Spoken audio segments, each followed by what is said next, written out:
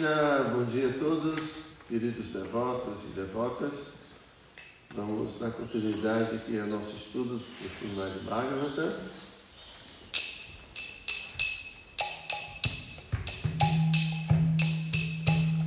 Jaya Radha Madhava Kunja Bihari. Jaya Radha Madhava Kunja Bihari. Jaya Radha Madhava Kunja Bihari. Jaya Radha Madhava Kunja Bihari.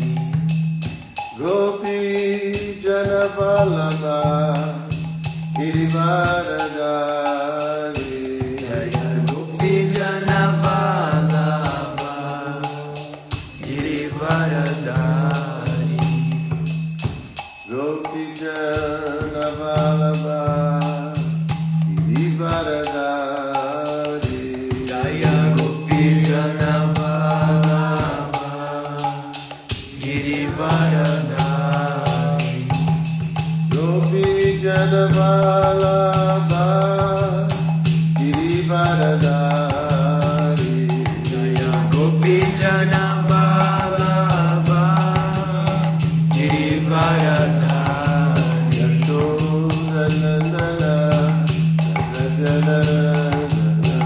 Yashodanandana Yashodanandana Braja Janarandana.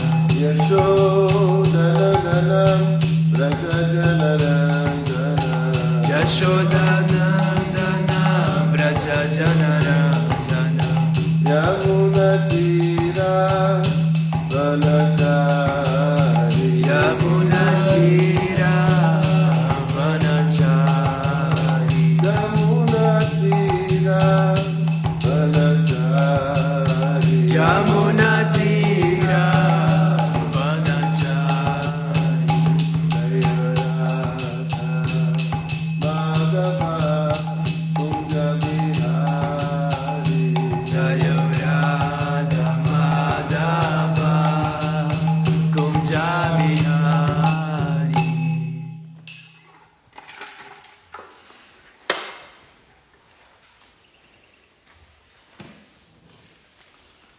Então aqui em Vrajadama estamos lendo do canto 9, o capítulo 18, que é intitulado Rei Jayati recupera sua juventude. Hoje vamos ler a partir do verso número 33, o 34, o 35, o 36 e o 37. Om Namo Bhagavate Vasudevaya. Om Namo Bhagavate Vasudevaya. Om Namo Bhagavate Vasudevaya. Om Namo Bhagavate Vasudevaya.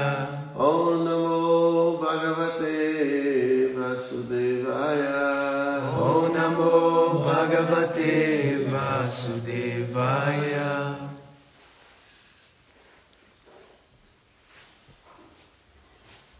Yadum Chaturvasum Chaiva Devayani Vyajayata Druhyum Chanum Chapurum Cha Sharmistra Vashabhavani. Então a tradução, bom, as traduções e o significado foram dados por sua divina graça. Srila Prabhupada. Jai Srila Prabhupada. Devayani deu à luz Yadu e Turvasu, e Sharmistra deu à luz Druvio, Anu e Puro. Verso 34. Ao saber, através de fontes externas, que Sharmistra foi engravidada pelo seu esposo, a orgulhosa Devayani delirou de ira. Assim ela partiu para a casa de seu pai. Então, para contextualizar aqui essa passagem do Bhagavatam,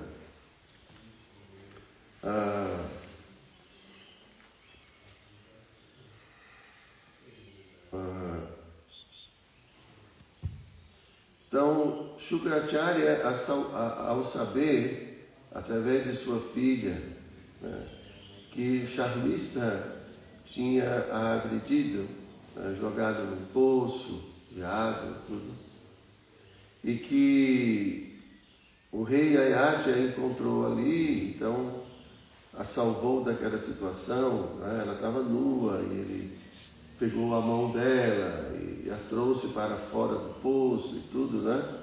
Então ela pediu, né, em casamento, ela mesma falou, agora você tem que casar comigo. Então ela comentou tudo isso com o seu pai, pedindo permissão ao seu pai, Shukracharya, para se casar com ela. Então o seu pai deu permissão, né? Porém ele quis tomar satisfações com o Shamistha, e o seu pai, o nome do pai do Shamistha é o rei.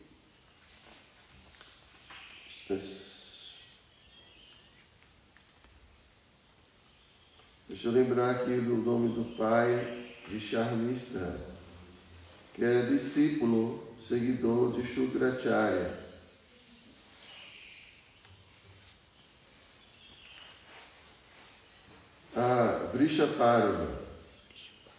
Vrishaparva.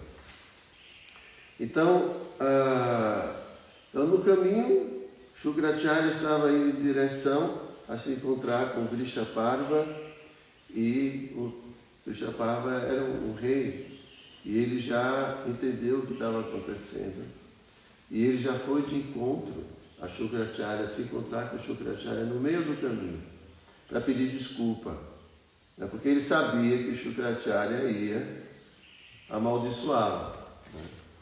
Então ele foi pedir desculpa e tudo mais, e Shukracharya falou, tudo bem, tá certo, e falou para a filha, né, para que a filha falasse para eles, para Vrishaparva e Shamistha, principalmente para Vrishaparva, o que é que ela queria, o que é que ela desejava então.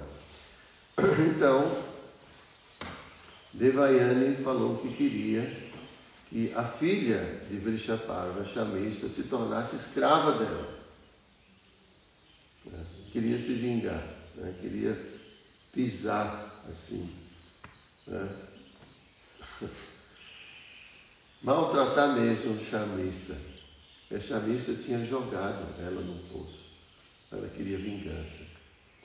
Então, Vrishaparva não tinha outra alternativa, então disse para sua filha, então você vai se tornar escrava, serva de Devayani. Então, ela ficou ali servindo Devayani, e Shukracharya, ele alertou para o rei Yayati, olha, tudo bem, você vai se casar, né, com a minha filha Devayani, porém, você não pode ter filhos com Sharmistha, porque Sharmistha iria viver ali no palácio, e era muito comum os reis terem relações com as servas, né, de sua esposa. Isso acontecia muito. Então ele alertou, né? Então fique atento, porque eu não vou aceitar que você tenha relações com Sharmistha.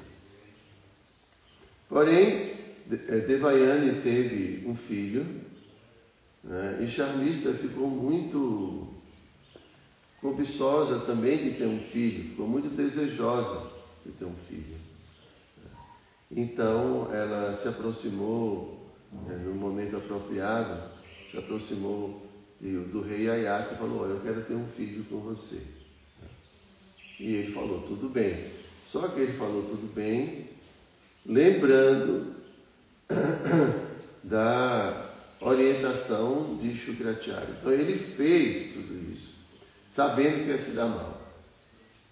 Mas ele não conseguiu controlar o seu desejo sexual. Não era só uma questão de que ele era rei e como alguém, né, como a Sharmistha, uma mulher, pediu ao rei para que desse a ela um filho, e isso está, né, aprovado dentro dos princípios religiosos.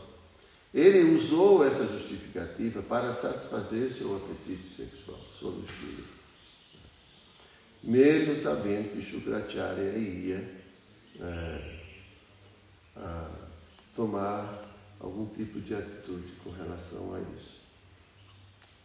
Então, dessa forma, Devayani teve 2 filhos, um chamado Yadu e outro chamado Turvasu. E Sharmista deu à luz a 3 filhos, mais do que Devayani: Druvyu, Anu e Puru. Mas, aqui como o verso 34 diz, Sharmista, porque Devayani soube que Sharmista foi engravidada pelo seu esposo, então ela delirou de ira. Imagine como devia estar o coração, porque isso é insuportável, né?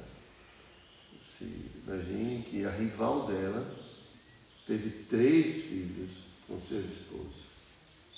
Isso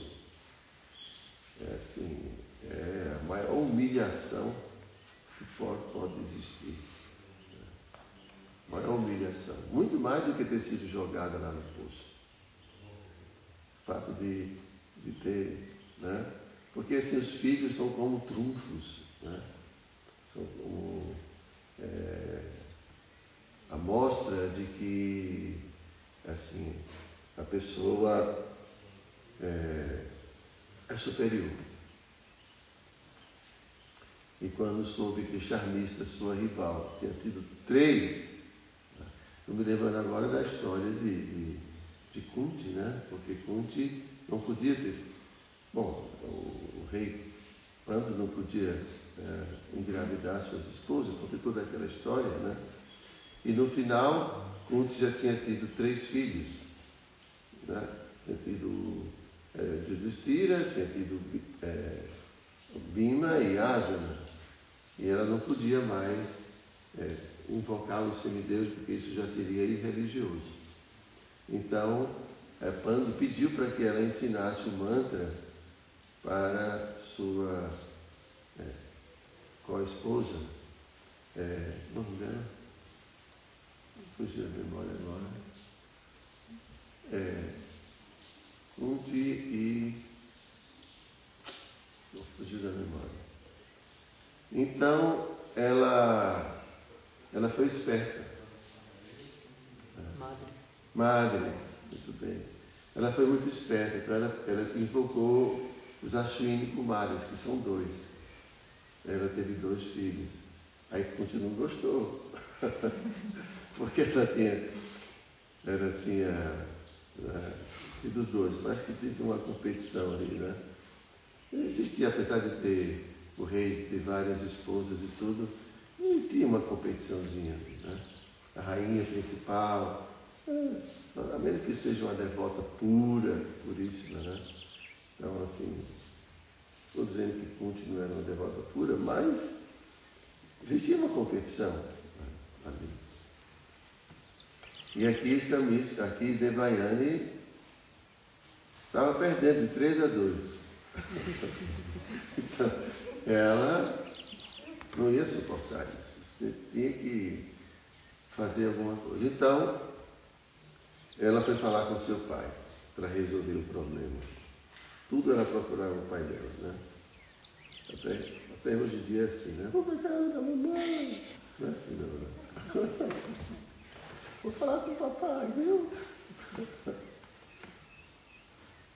Bom, então continuando o verso 35. O rei Jayati, que era muito luxurioso, seguiu sua esposa, agarrou-a e tentou apaziguá-la, falando-lhe palavras agradáveis e massageando-lhe os pés, mas não houve jeito de satisfazê-la.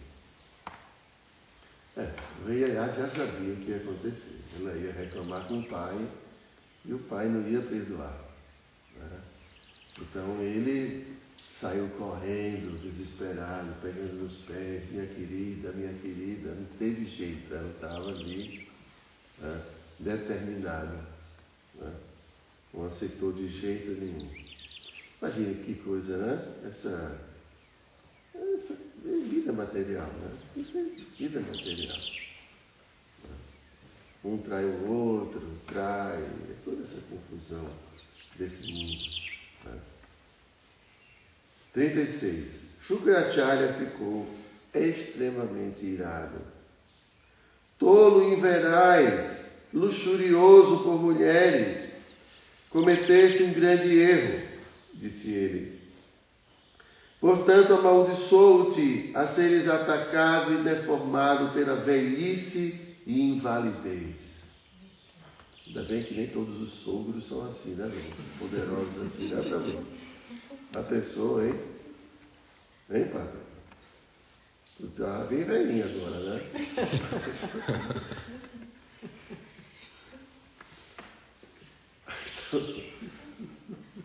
Imagine só. Foi contrariada. Então, a ira da contrariedade. Né? Ele tinha falado. Então, o cara desrespeitou. Cadê a moral dele, né? Então, se ele não tivesse nenhuma moral, imagine, o bichara dá uma ordem e ninguém segue. Já pensou? O cara fica... Agora, esse aqui é um... Ele não fica contrariado, né, Prabhu? Fica, Prabhu, contrariado? Dentro da minha cabeça, mano. Só dentro da sua cabeça. Isso vai fazer mal a você, Prabhu. Mas Pátria que eu não suporto ser contrariado, né, Pátria? Eu não Pátria, eu não tolero mais nada. Não tolero mais nada. Então, a contrariedade. Então, esse é o produto do ego falso. Você tem cara que não gosta de ser contrariado, né? Acho que ninguém gosta, né? Mas tem uns que são mais assim, mais identificados com o ego, né? Você vê o bichara fica contrariado, mas ele não demonstra nada. Um santo. Ele tem percepção do eu. Então, assim, a gente tem que ter muito cuidado com isso, né? Somente quem está na posição de líder. Nem precisa na posição de líder, mas geralmente o líder é quem dá ordens e tudo, né? Pode ser um líder, pode ser um pai é um líder, uma mãe é um líder, né? Então, muitas vezes, a gente atua assim, né? Movido pelo ego, né? Então, todo mundo tem que ter muito cuidado com essa atitude. Não ser movido pela ira proveniente da contrariedade. Está me contrariando. Porque, normalmente o pai, a mãe, né, ou qualquer líder sempre tem que atuar para o bem, né, dos seus subordinados. Sempre tem que ser um bem querente. Né? Isso não significa que a gente tem que passar a mão, né, passar a mão por cima das. Claro que a gente tem que sempre tomar atitude, né? Mas a atitude nunca é movida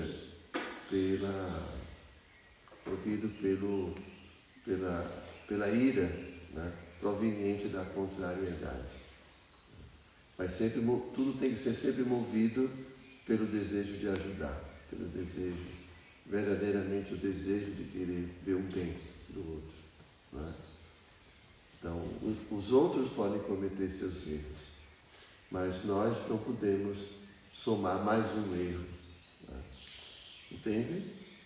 Tem esse ditado, né, que 2 erros não dá um acerto. Né? Então, cada um é responsável, né, por seus próprios sentimentos e por suas próprias atitudes. Né?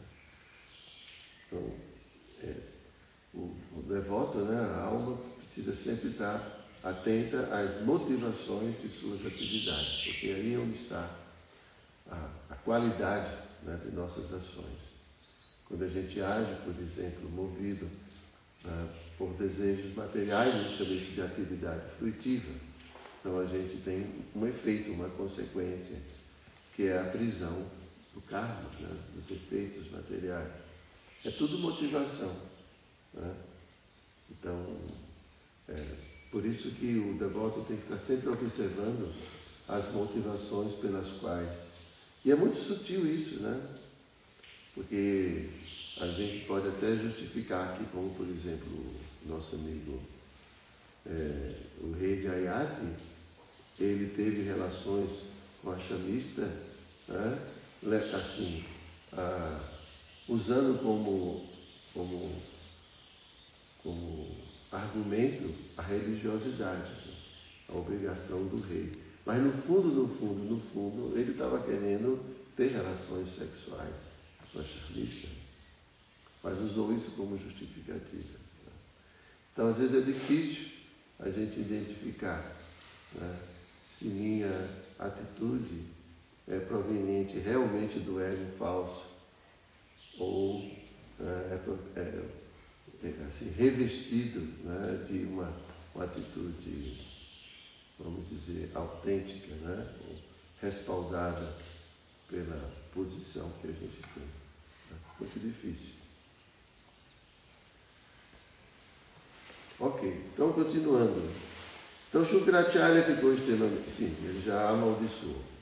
Então, verso número 37. O rei Ayati disse: ó erudito e adorável Brahmana, ainda não satisfiz meus desejos luxuriosos com tua filha. Olha a esperteza dele. Shukracharya respondeu então: podes trocar tua velhice com alguém que concorde em transferir sua juventude a ti. Olha a esperteza dele.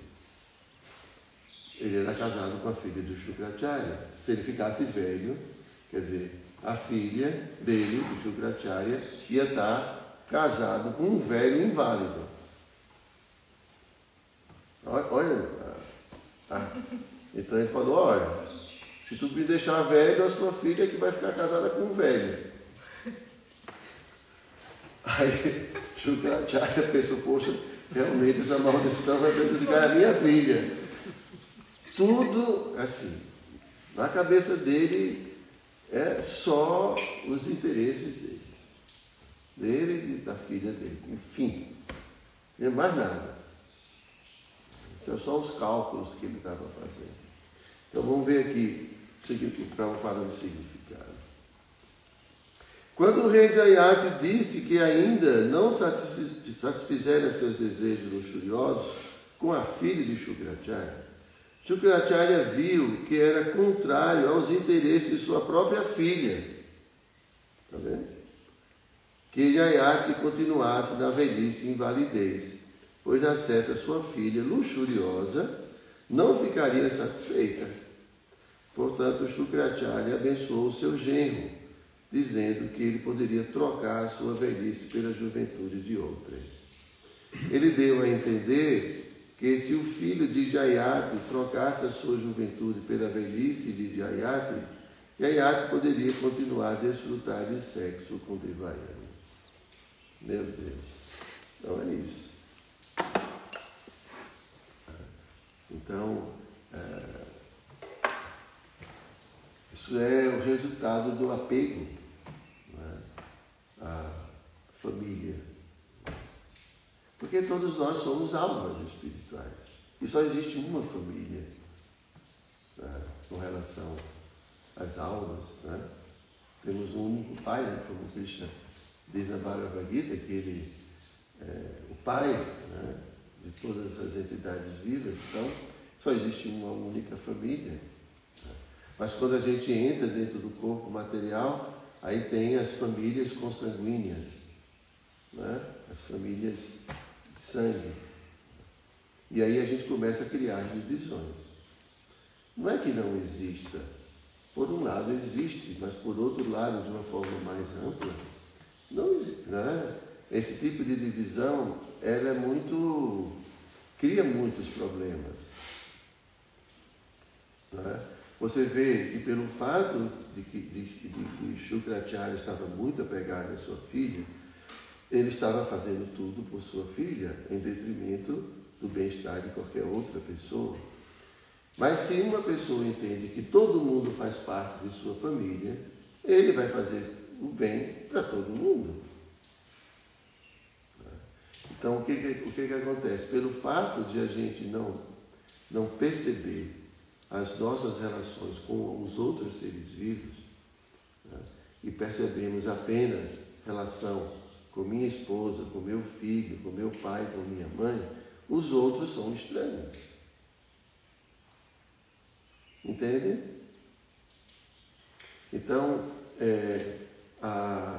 obviamente, o Shukracharya estava, claro que ele tinha obrigações com sua filha, claro, como todo pai, toda mãe tem suas responsabilidades.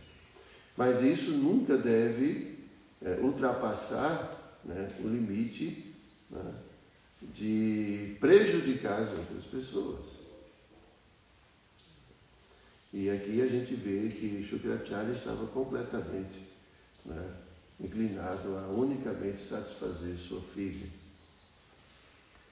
Então, um devoto, né, ou uma alma, à medida que ela avança espiritualmente, então, apesar de ela ter sua relação ainda com a sua família consanguínea e tudo mais, ele expande sua consciência, né, de tal forma que ele começa a perceber a sua relação com os outros seres, né, com todas as entidades vivas.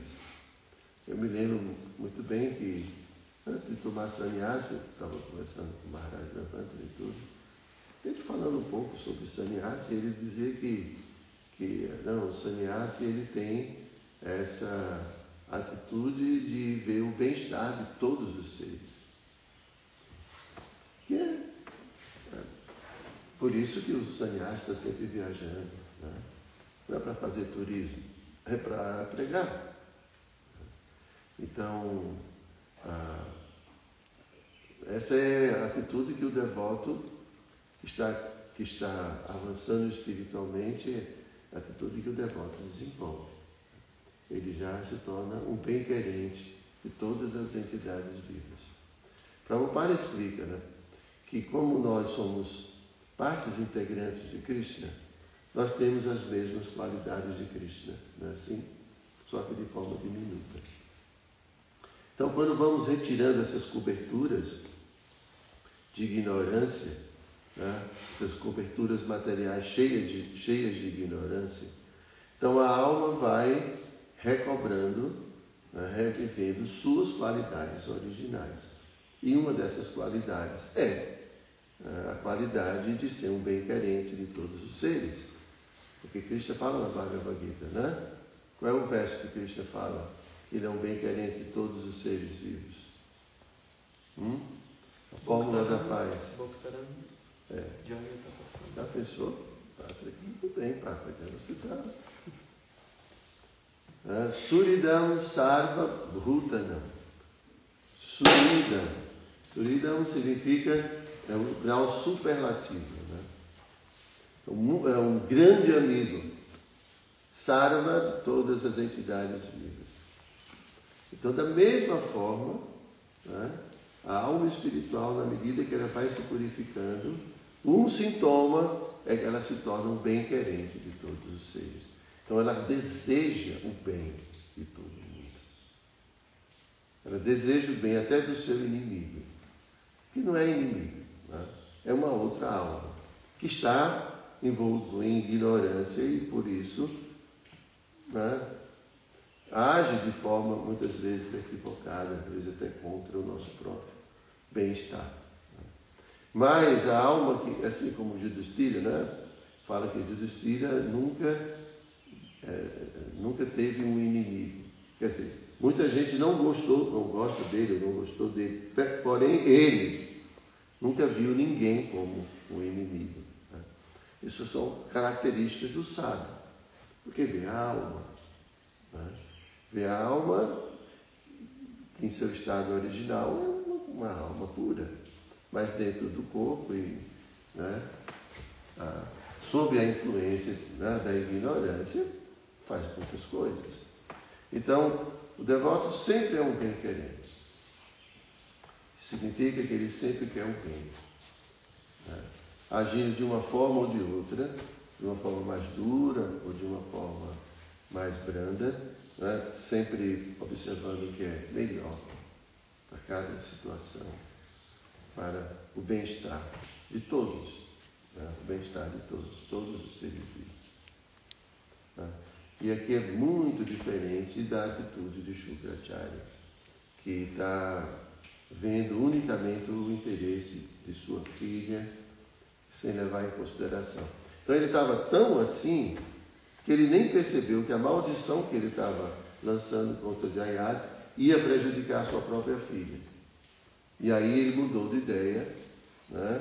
Já tinha lançado a maldição, não podia voltar atrás, então aí ele deu uma bênção para aliviar a situação. Né? Então a gente vai ver aqui mais na frente. Né?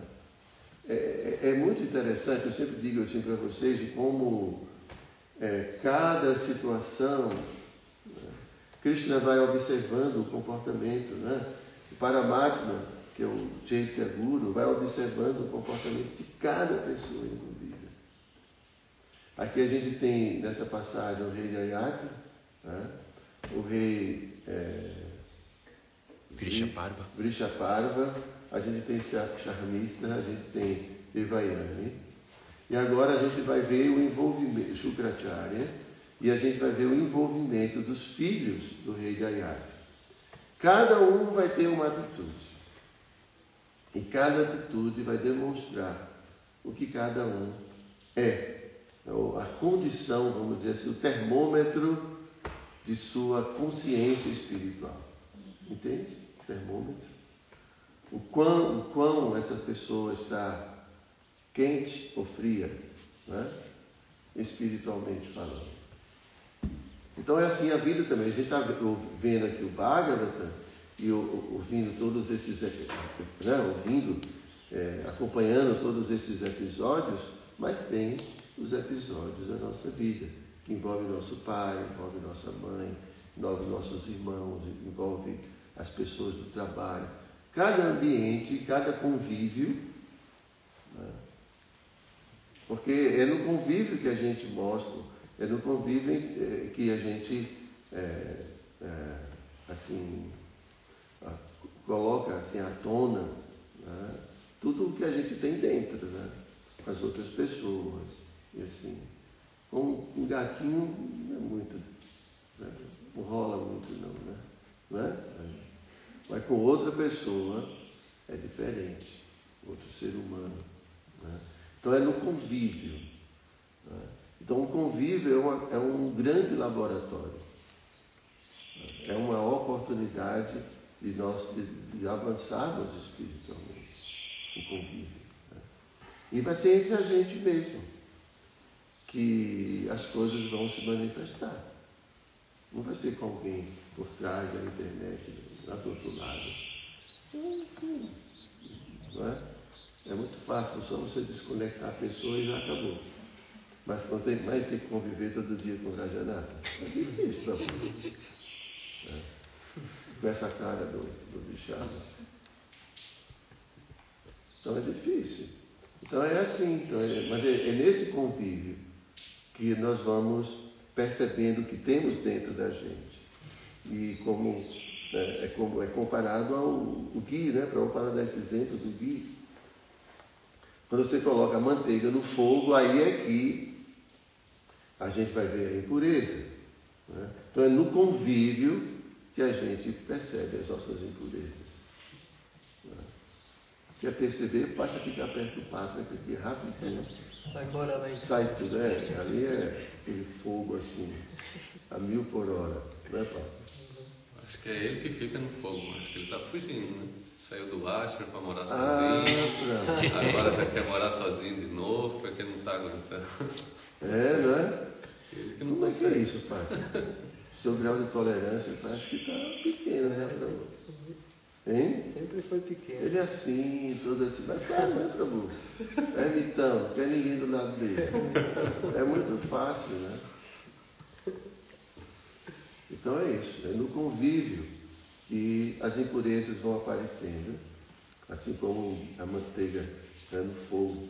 E aí o que, a pessoa tem que fazer? Tem que ir retirando. Ah, estou vendo, eu tenho isso aqui. Pensei que não tinha, mas tenho inveja. Ah, eu tenho isso, tenho aquilo. Aí a gente vai trabalhando e vai retirando. É assim, tirando do coração, para purificar o coração. Tá? Ok? Se vocês tiverem alguma pergunta. Aqui no Instagram não tem número dele. Tem não, tá? Ok? Então, Gantaraja Shrimad Bhagavatam Ki Jai.